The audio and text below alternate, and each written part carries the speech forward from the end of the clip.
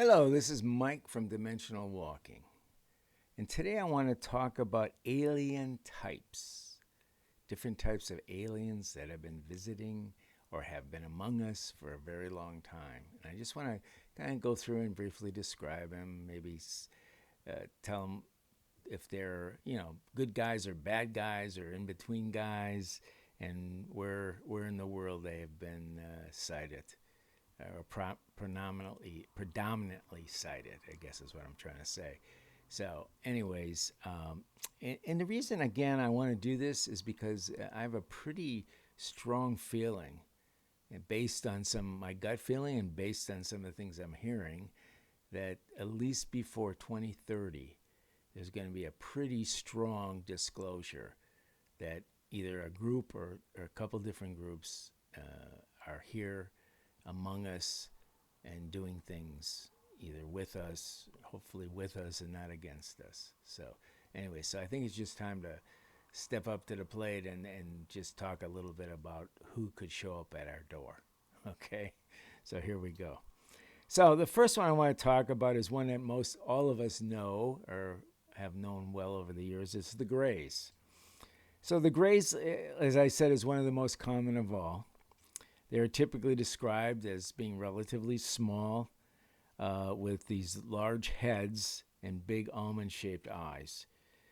They are often said to be benevolent, but there have been some reports of them being malevolent, and especially when they work with reptilians. Okay, and because that means that they're probably involved with the abduction program, taking humans and using them to harvest something from them. Okay? And the Greys have been sighted all over the world, pretty much, but they seem to be most commonly reported in the United States.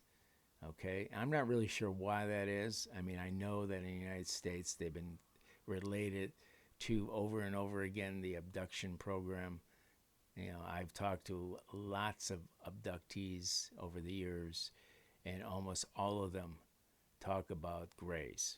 Okay, yes, there may be in the background, there could be a reptilian around, but there also could be a mantis. There could also be even a Sasquatch, actually, in the background, meaning around them. But most of the work is being done in this particular case in the United States by Greys. So, anyways, so the next group is, which most of us always refer to as really the good guys, the Nortex. Okay, and they're very common. They're described as a tall, blonde, and blue-eyed. Okay, they're very humanoid looking, very beautiful. Many of them are very beautiful. I always say I'm hoping they're as beautiful as they are or they look, and they're not shapeshifted from something really bad and ugly looking. But for the most part, I think they're quite beautiful. Okay. They are often said to be benevolent, and they're known to communicate telepathically with humans. They have been sighted in countries, of course, the United States, Canada, and Mexico. Okay? I think they've also been sighted in some other countries around the world, but I think that's the primary three. Okay? Next is the wonderful reptilians. Okay? And they look reptile in many ways. Okay? They're typically tall, fairly slender, although there is some species that are very strong, stocky, and hunky looking, powerful looking, and are powerful. Okay, typically they're green or gray skinned. Some of them seem to have kind of a scale to it. Okay, and of course they're often said to be the bad guys or the malevolent. Okay, and they've been known to be in the abduction program, abduction of humans, and in conjunction with the Greys. Okay? And they've been sighted all over the world, but mostly in South America and Mexico. Okay? Next group is a very interesting group, and most people think they're one of the better groups, the more uh, benevolent groups, and that's the Mantis People. Okay? And they are described as tall, slender, with large heads and long arms and legs. And they look sort of like a praying mantis in many ways, sort of insectoid. Okay?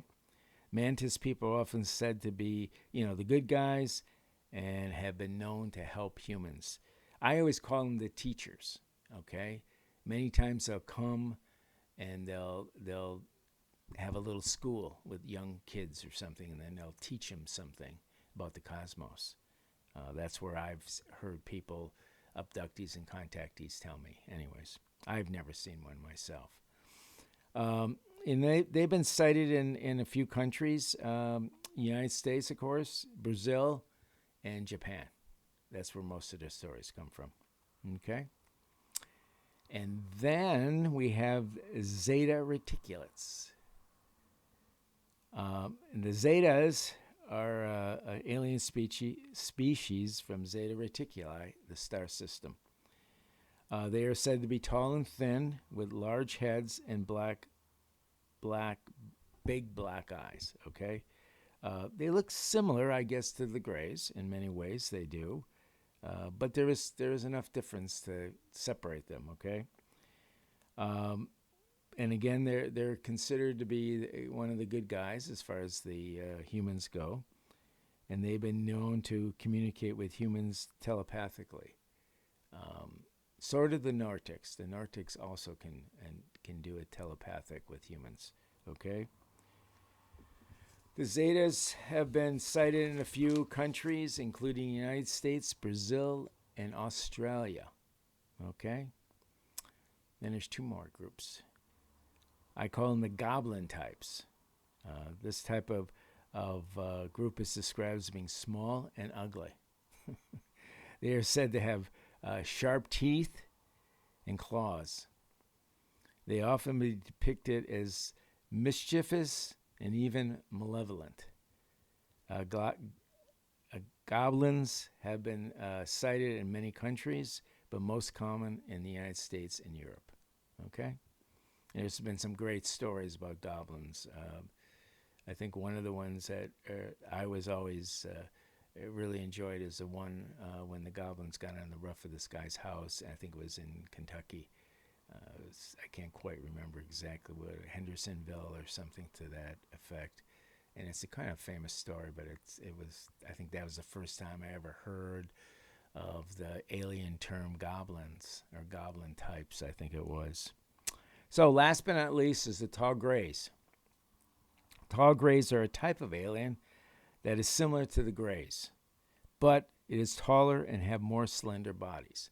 Now, there's another thing. The tall grays seem to be leaders, and they seem to be trying to be in control, and they seem to be in control of the smaller grays. Okay? Now, there's a lot of people out there, and I can't absolutely confirm this, that believe that a lot of the grays are clones. Or almost robotic, being controlled by either reptilians or tall grays. Okay, so that's kind of an interesting little bit of a mix. Okay, they're often said to be, again, good guys, and they're known to communicate also telepathically with humans. The tall grays have been sighted in a few countries such as Brazil, Mexico, and the United States. Okay.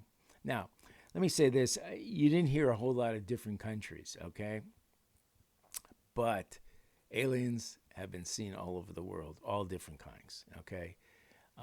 And again, there's a little bit of a bias, it seems, for the most part in the Northern Hemisphere. I mean, in the Americas, okay? Mexico, Canada, I think I said United States, Brazil, okay? But aliens of different names and different shapes and forms have been seen all over the world. There's no doubt about it. But these particular ones I'm talking about that we can identify in the Americas are the ones that I just went through, okay? And I don't doubt there's grays and reptilians all over the world. So the bottom line in all this is I think one of these groups, or maybe more than one of them, is going to come forward. and disclose that they're here or they've been here. But I don't think it's that far off in the future.